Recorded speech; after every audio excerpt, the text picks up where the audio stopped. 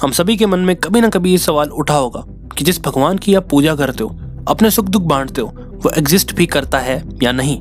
क्या हम किसी एंशिएंट राइटर की इमेजिनेशन से निकले भगवान को रियल तो नहीं समझ बैठे? कहीं हम स्टोरी के माध्यम से मिलने वाले ज्ञान को छोड़कर उनके मिस्टिकल बीइंग्स को रियल तो नहीं समझ रहे? या फिर उन भगवान को रियलिटी में देखकर बुक्स और कार्विंग्स में उतारा हो? दुनिया में ऐसे बहुत से कल्चर हैं जो भगवान की बातें करते हैं, but they don't have any actual proof और समथिंग क्लोज टू इट जिसे हम सभी वेरीफाई कर सकें, ताकि भगवान को कोई माने या ना माने, रियलिटी एकदम सामने हो, किसी भी बिलीफ की कोई जगह ना बचे। जैसे कि क्या आपको मानने की जरूरत है आप ये वीडियो देख रहे हो या आप इसे एक्सपीरियंस कर रहे हो? ऑब्वियसली आप इसे एक्सपीरियंस कर रहे हो। उसी तरह इज देयर एनी पॉसिबिलिटी कि भगवान को आप एक्सपीरियंस कर सको, अपनी अंदर की आंखों से नहीं बल्कि बाहर की आंखों से देख पाओ? किसी भी तरह की मेडिटेशन की जरूरत ना हो, किसी भी तरह की अंडरस्टैंडिंग की जरूरत ना हो, बस एक एक्सपीरियंस विदाउट डूइंग एनीथिंग, एक ऐसा प्रॉपर एक्सपीरियंस जिसे आप बार बार वेरीफाई कर सको। अब भगवान से मेरा मतलब निराकार परम ब्रह्म परमात्मा नहीं है, वो तो वेद और उपनिषद से आप वेरीफाई कर सकते हो, अंडरस्टैंडिंग के लेवल पर भी और एक्सपीरियंस के लेवल पर भी। भगवान से मेरा मतलब देवता है जिन्हें हर कल्चर में पूजा जाता है, जो अपने भक्तों की रक्षा करते हैं, मन चाही चीजें देते हैं, जैसे विष्णु भगवान और Shiva ji. Can we find an actual proof of devata in any culture और दे आर जस्ट मिथ? अब आखिर देवता हैं कौन? एक्चुअल में देवता कहते किसको हैं? कुछ टेक्स्ट कहेंगे डिवाइन बीइंग्स को, तो कुछ कहेंगे फोर्स। अगर आप वाइडली हर कल्चर को देखोगे तो देवता को एज सुपर ह्यूमन की तरह देखा जाता है, जो कुछ भी कर सकता है और उनके पास मिस्टिकल पावर्स होती हैं। बट अगर आप ध्यान से देखो तो कोई ना कोई देव कुछ फोर्स या कोई फीलिंग और इमोशन को रिप्रेजेंट कर रहे हैं, जैसे ब्रह्मा जी क्रिएशन को, विष्णु भगवान प्रिजर्वेशन को, शिव जी डिस्ट्रक्शन को, कामदेव डिजायर को, हनुमान जी स्ट्रेंथ को, सरस्वती माता इंटेलिजेंस को।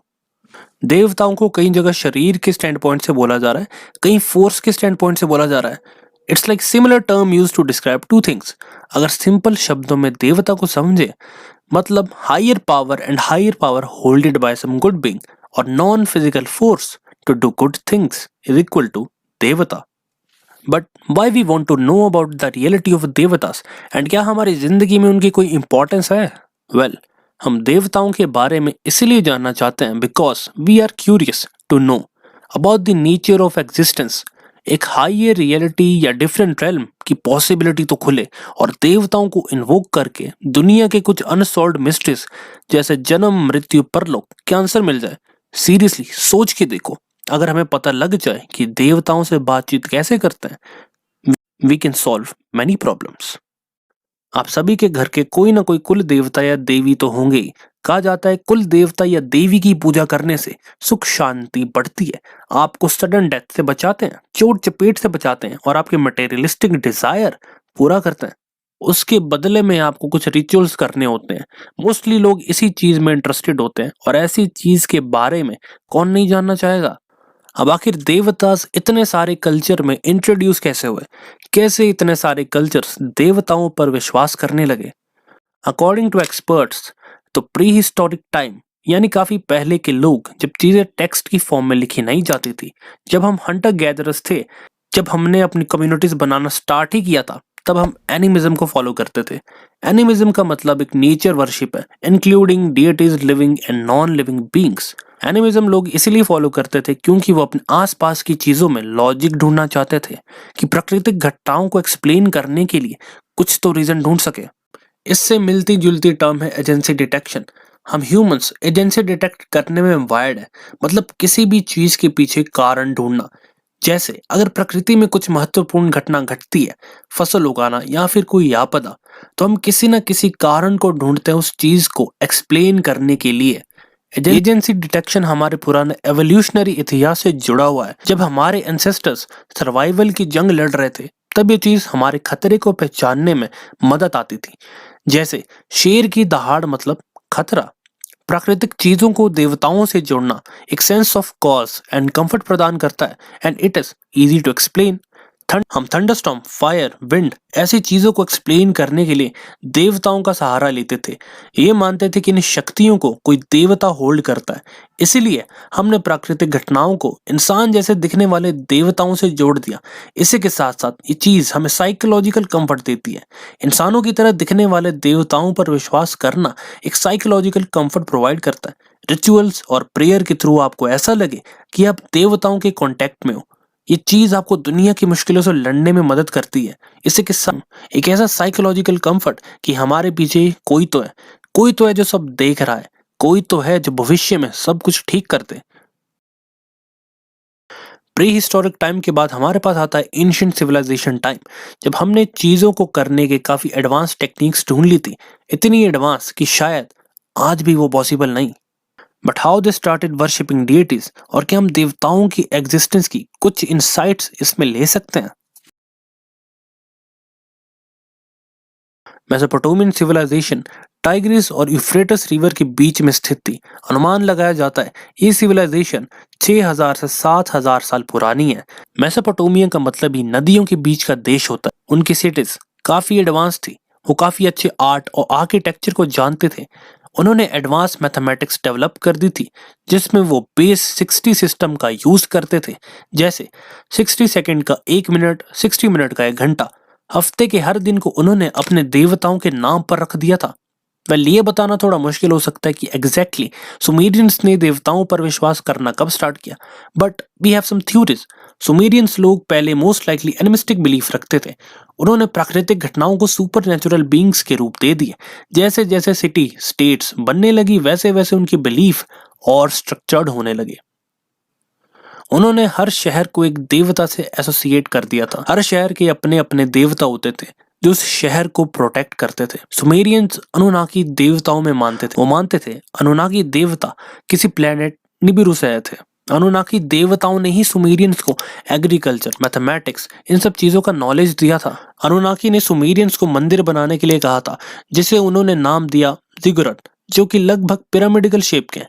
और ये टेम्पल्स सेलेस्टियल फिनोमिना के साथ अलाइन है, ताकि जब कभी भविष्य में अनुनाकी फिर से पृथ्वी पर आए तो ये टेम्पल्स उन्हें गाइड करें। मेन स्ट्रीम स्कॉलर इस थ्योरी को ज्यादा सपोर्ट नहीं करते, और ना ही इस थ्योरी का कोई आर्कियोलॉजिकल एविडेंस है। मेसोपोटामियन सभ्यता में मंदिरों में देवताओं को पूजने के रिचुअल्स हुआ करते थे। कुछ मेसोपोटामियन टेक्स्ट ये डिस्क्राइब करते हैं कि ये रिचुअल्स मैजिकल हुआ करते थे और शायद डेली बेसिस में परफॉर्म हुआ करते थे। और कुछ मेन रिचुअल्स साल में एक बार देवताओं की पूजा करना रोज का काम हुआ करता था। देवताओं को कोई वस्तु चढ़ाना या बलि देना ये बहुत कॉमन तरीके थे देवताओं से प्रिय वस्तु मांगने के लिए। वो देवताओं को इन्वोक करने के लिए उनके स्टैच्यूज बनाते थे और एक सुमेरियंस डिविनेशन प्रैक्टिस करते थे, जैसे palmistry, astrology, numerology, dream interpretation और कुछ साइंस। इनकी मदद से वो देवताओं से कम्युनिकेट किया करते थे। देवताओं को इन्वोक करके एग्जोसिज्म करते थे, यानी अगर कोई व्यक्ति पोजेस्ड होता था तो देवों की शक्ति से उन्हें ठीक करते थे। वॉर्स और इन्वेजन के कारण मेसोपोटामिया सभ्यता सरवाइव नहीं कर पाई। अफसोस के साथ अब ये रिचुअल, मिस्टिकल प्रैक्टिसेस सिविलाइजेशन के साथ ही चली गई। अब वहां पर सुमेरियन प्रैक्टिसेस की जगह इस्लाम धर्म चलता है। अगर सुमेरियन कल्चर की प्रैक्टिसेस आज भी वहां पर चलती तो शायद हमें देवताओं के एग्जिस्टेंस के कुछ इंसाइट्स मिल जाते हैं।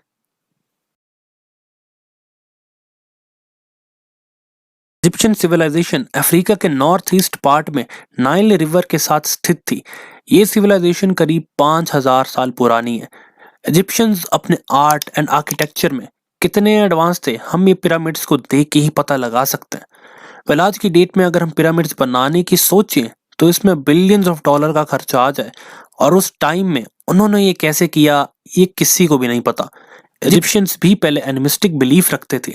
ओवर टाइम जैसे जैसे एग्रीकल्चर डेवलप हुआ, कम्युनिटीज बनी, उन्होंने भी सुमेरियंस की तरह नेचुरल फिनोमेना को डिएटीज के साथ जोड़ दिया।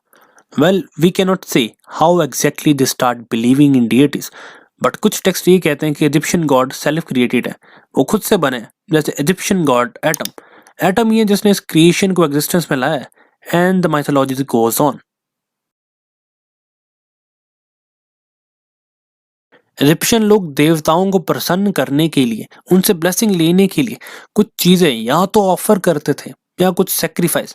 इजिप्ट में लोग देवताओं को मंदिरों में पूजते थे, वो देवताओं की मूर्तियों को भी पूजते थे, वो मूर्तियों को देवताओं की प्रेजेंस की तरह देखते थे। इजिप्ट में मंदिरों के पुजारी मंत्रों या भक्ति भर गीत गाकर देवताओं को इन्वोक किया करते थे। वो पूर्वजों की आत्मा और कुल देवताओं में भी माना करते थे।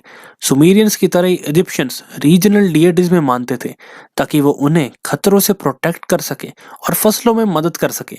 बट सैडली इजिप्ट का भी डिक्लाइन आया due to invasion, weak leadership and environmental changes. अब वो एक मुस्लिम मेजोरिटी कंट्री है।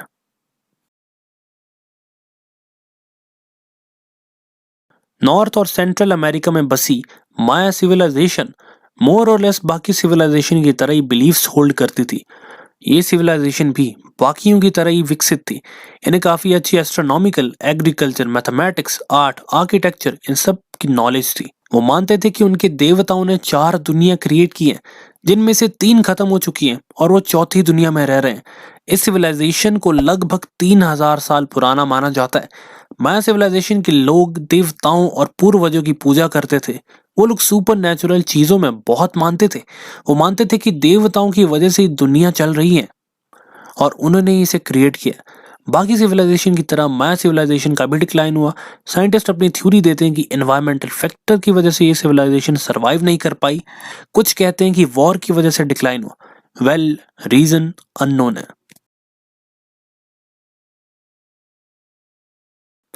Mayan priest public ceremonies, rituals perform किया करते थे, जिसमें वो देवताओं को प्रसन्न करने के लिए रिलीजियस डांस, म्यूजिक और कुछ मेन इवेंट्स में ह्यूमन ऑर्गन्स और ह्यूमन सेक्रीफाइस भी देते थे।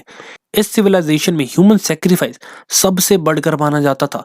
माय सिविलाइजेशन के लोग ज्यादातर हाई स्टेटस के कैदियों की बलि चढ़ाते थे और लोअर स्टेटस के कैदियों को लेबर का काम दिया जाता था। और अगर आप किसी शत्रु राजा की बलि देते थे तो उसे सबसे अच्छा माना जाता था। आर्कियोलॉजिस्ट इन रिचुअल प्रैक्टिसेस को फिर से बनाने की कोशिश कर रहे हैं। काफी लोग दावा करते हैं वो माया लोगों के वंशज है और आज भी रिचुअल्स परफॉर्म करते हैं। बट समय के साथ साथ रिचुअल्स की ओरिजिनलिटी भी चली गई। अब वो जगह बस एक वीरान इलाका है।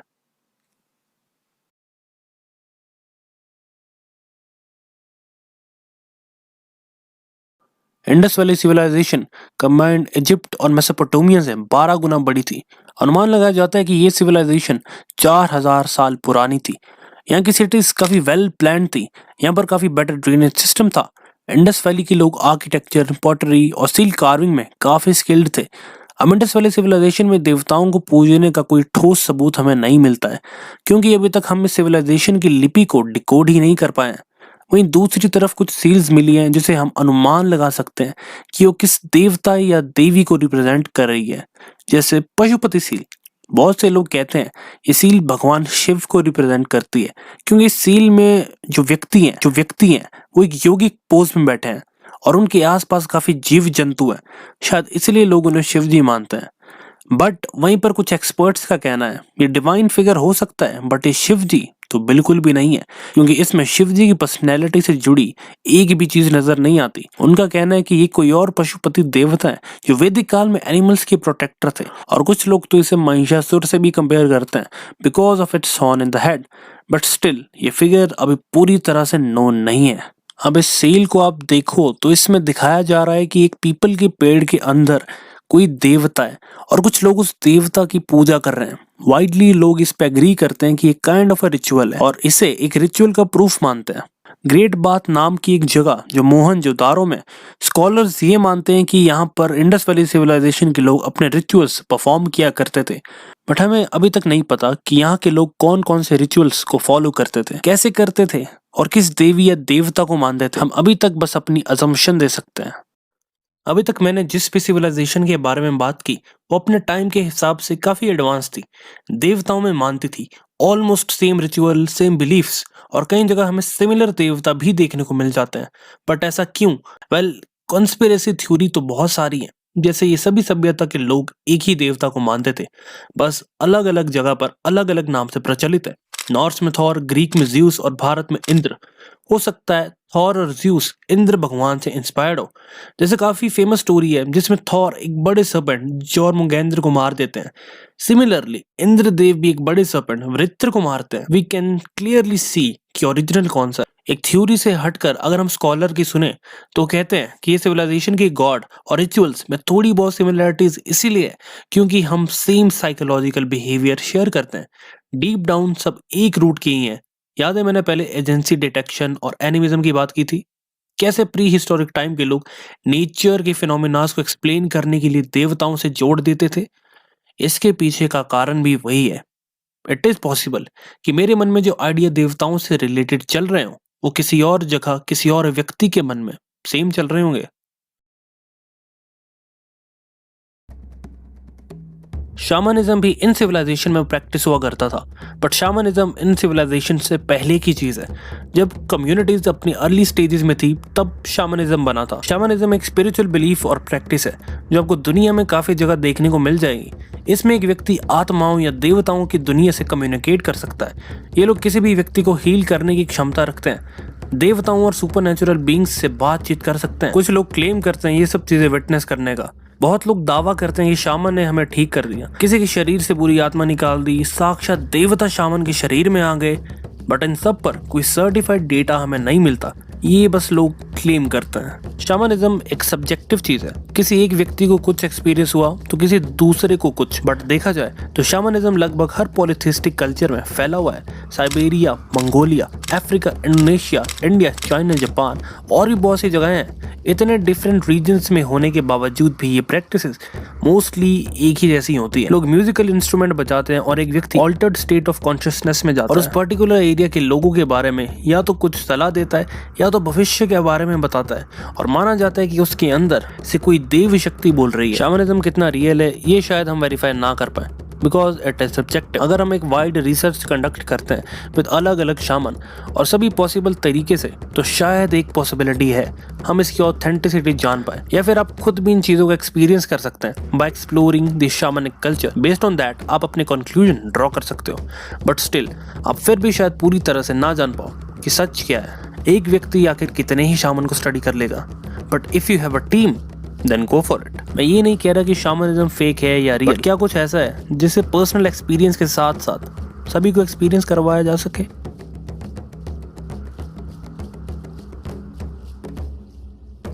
आपको ऐसी बहुत सी जगहों के बारे में पता होगा जहाँ पे लोग दावा करते हैं भगवान के चमत्कार को देखने का, चाहे वो केदारनाथ हो या जगन्नाथ। दोनों ही जगहों के कुछ ना कुछ तो राज है।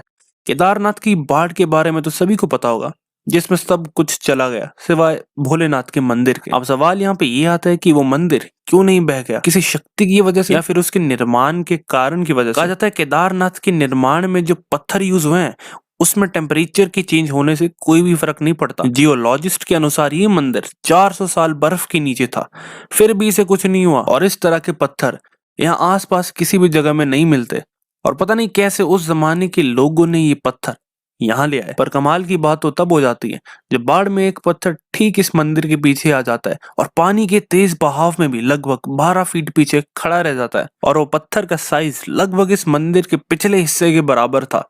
अब क्या ये सिर्फ एक कोइंसिडेंस था या फिर महादेव का चमत्कार, कोई शायद एग्जैक्टली ना बता पाए, बट कुछ तो अलग था। वहीं आप सभी लोगों को जगन्नाथपुरी के रहस्य के बारे में तो पता ही हो। वहां पे दावा किया जाता है कि श्री कृष्ण का दिल अभी भी जिंदा है और उस मंदिर का झंडा हवा की उल्टी दिशा में लहराता है।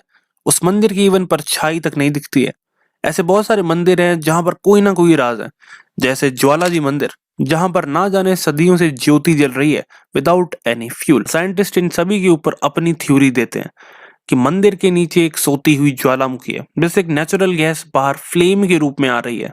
बट हाँ, ये सिर्फ थ्योरी है जो पॉसिबल हो सकती है। बट सोचने वाली बात तो ये है कि कुछ देवी देवता का स्थान कुछ ऐसी जगहों पर है जहां पर शायद हर कोई ना जा पाए। अब ऐसी जगह पर स्थान बनाने की जरूरत ही है जहां पर बस कुछ लोग ही जा पाए। हर स्थान से जुड़ा कोई ना कोई पुराना इवेंट है जो स्थान को काफी इंपॉर्टेंट बनाता है, जैसे वैष्णो देवी, जगन्नाथ, केदारनाथ, बिजली महादेव, कैलाश मानसरोवर, अमरनाथ। क्यों एक पर्टिकुलर स्थान पर ये सब चीजें रादर देन जहां पर लोगों को जाने में आसानी हो। नहीं, सोच के देख, बहुत से लोग अपनी मान्यताओं को पूजने के लिए ऐसे स्थान चुनते हैं जो ज्यादातर लोगों की पहुंच में हो।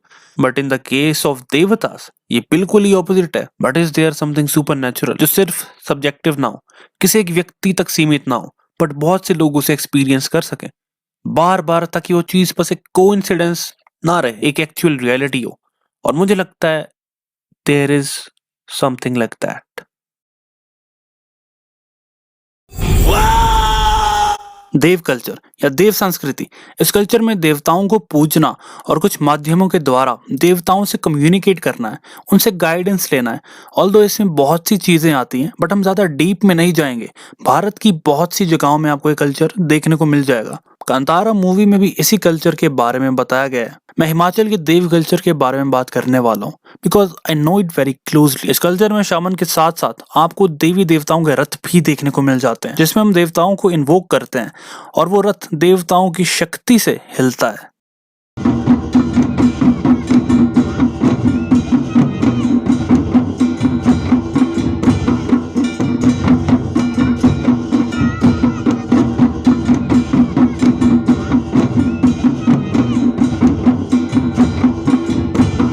पहले थोड़ा कंफ्यूजिंग है।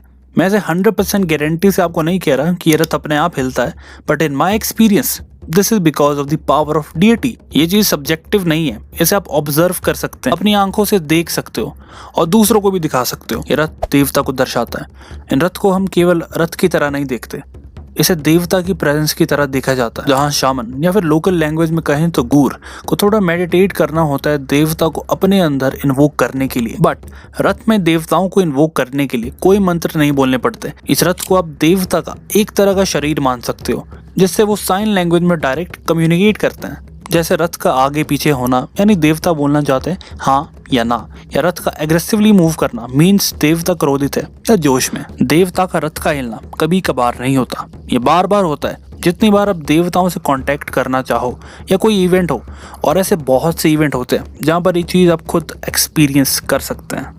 जैसे देवताओं के पर्सनल इवेंट्स होते हैं जहाँ पर आपको काफ़ी सारी मिस्टीरियस चीज़ें देखने को मिलेगी। अगर आपको कभी ये चीज़ देखनी हो तो इसके लिए आप कुल्लू दशहरा में आ सकते हैं। यहाँ पर जब रघुनाथ जी की यात्रा होती है तब काफ़ी देवी देवता अपने रथ को एग्रेसिवली मूव करते हैं।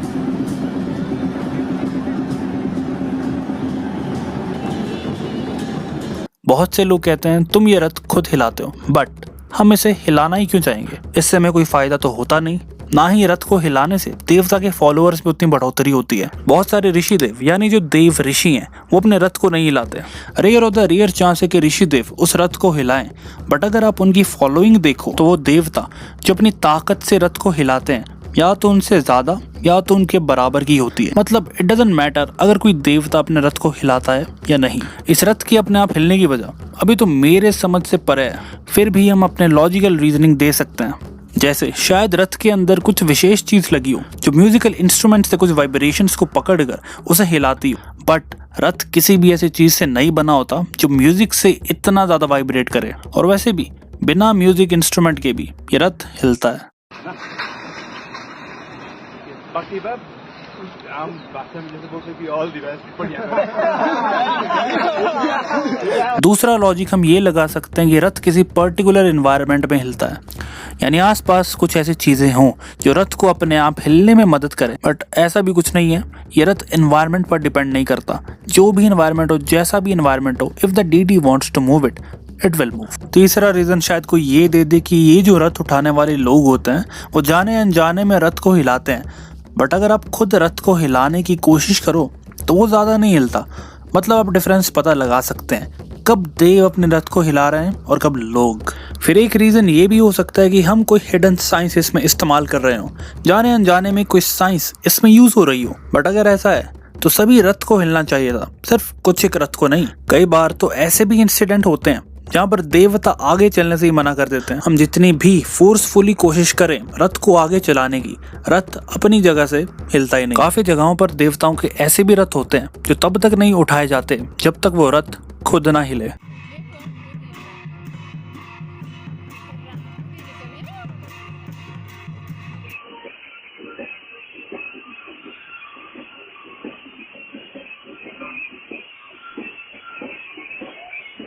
देवता इस रथ में हर वक्त नहीं होते, जब कोई खास चीज करनी हो या गाइडेंस लेनी, ऐसे कल्चर में देवताओं की सुप्रीमेसी पुराणों के आधार पर नहीं होती।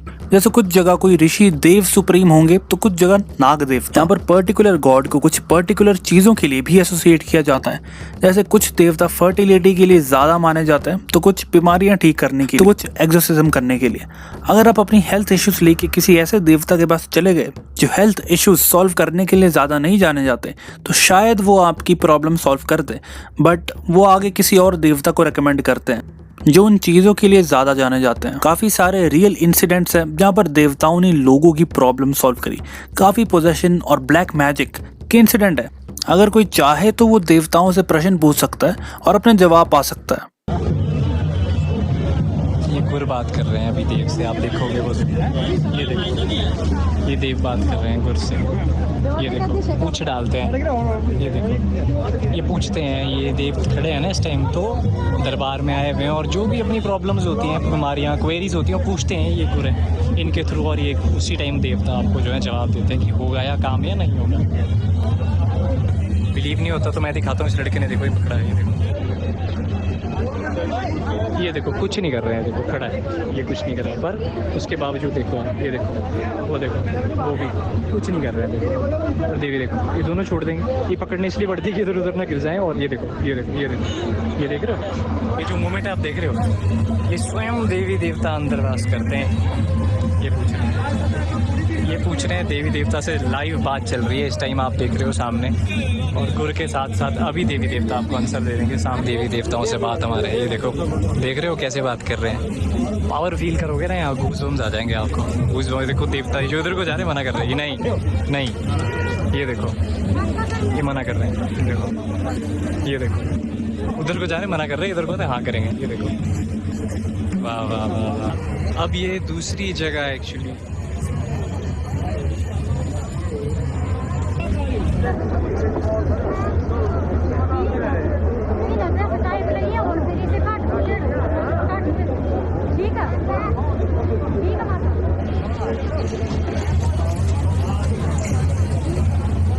काफी लोग देवताओं से वादा भी कर देते हैं, बट अगर उस व्यक्ति ने देवताओं से वादा कर दिया कि ये मेरा कर दो, मैं आपको ये दे दूंगा, या फिर मैं आपको अपने घर बुलाऊंगा, तो आपको वो चीज याद होनी चाहिए। देवताओं को अगर किसी ने छोटा सा वादा भी किया है कि वो उन्हें डोरी चढ़ा देंगे, तो उससे भी नहीं छोड़ते। छोटी सी छोटी या बड़ी से बड़ी, देवता अपनी चीज निकलवा के रखते हैं। Unlike other religious places, we don't charge any money. किसी को पैसा चढ़ाने के लिए जबरदस्ती नहीं बोलते। आप लोगों को पता ही होगा, आजकल के धार्मिक स्थल बस पैसा कमाने का जरिया बन गया है। किसी किसी जगह तो पुजारी कहते हैं एक्स अमाउंट ऑफ मनी चढ़ा दो, भगवान आपकी बात सुनेंगे। पैसे चढ़ा दो तो आपका नाम इस मंदिर की दीवार पर होगा। We don't do this. लोग अपनी मर्जी से जो चढ़ाना चाहते हैं वो चढ़ा सकते हैं, बट अगर यहाँ पे देवताओं के पुजारी या गुर भारी मात्रा में ऐसा करने लगे तो देवता खुद उन्हें पनिश करते हैं। जितने भी लोग देवता के साथ होते हैं उन्हें कोई पैसा नहीं मिलता। देवताओं को चढ़ाए हुए पैसे देवताओं के रथ को अच्छा बनाने, प्रसाद और बाकी मेंटेनेंस के लिए लगता है। हाँ, मैं ऐसा नहीं कह रहा कि लोग आपस में कुछ पैसा नहीं बांटते, बेशक बांटते होंगे, बट ज्यादातर ऐसा नहीं होता। बट कुछ जगहों पर लोगों ने देवता के नकली रथ बनाकर पैसा कमाना स्टार्ट कर दिया है। देवता कौन सा है ये हमारी कुल देवी शीतला जी। मैं अपने डिपार्टमेंट को बुला रहा हूँ। कहाँ जा रहे हो अभी आप? अब जा रहे, वापस जा रहे। कहाँ? चिंतपुर में। ये देवता पता है ना झूठा बनाया हुआ। नहीं साहब देखो, मैं रुको, आई कार्ड दिखाता पहले मैं पढ़ा। मैं महाराज मैं रोज पकड़ता हूँ। मैंने करते होंगे उन्ना ना उन्ना पिछले साल का पता कर लेना किसी को। हडिम्बा माता बना के आए थे ना, धोए थे ना वहाँ पे, वो थाने में रखे थे कितने दिन। बहुत गंद मच गया है देश में, बहुत गंद मच गया हो हमारे देश में धर्म के नाम पे। और जो ये कर रहे हो ना, धर्म के नाम पे डरा के लोगों से पैसा ले रहे हो यार, आप लोग क्यों कर रहे हो? ये तो चलो मैं ऊपर का हूं, मुझे पता है कि ये देवता झूठा है। मेरे खुद के देवते हैं, ठीक है, हमारा अपना देवता है, मेरे कुल का देवता है, मुझे पता है ये देवता झूठा है। जिसको साले को नहीं पता वो तो रुकेगा ना इसके लिए। आप गाड़ी के आगे झुका देते हो, उसको रुकेगा कि नहीं रुकेगा? झुकाते हो कि नहीं झुकाते हो आप गाड़ी के आगे? बट लोकल लोगों को पता लग जाता है कौन देवता असली है और कौन नकली। रिसेंटली मेरे जो कुल देवता है उनका एक इवेंट हुआ था जिसमें काफी जगहों से लोग आए थे और कुछ ऐसे लोग भी थे जो देवता का नकली रथ बनाकर पैसे कमाते हैं। जैसे कुछ रिचुअल्स परफॉर्म हुए तो देवता ने उन्हें सख्त वार्निंग दी, अगर अगली बार से तुम ये चीज करते हो कि तुम कैसे इस दुनिया से चले जाओगे।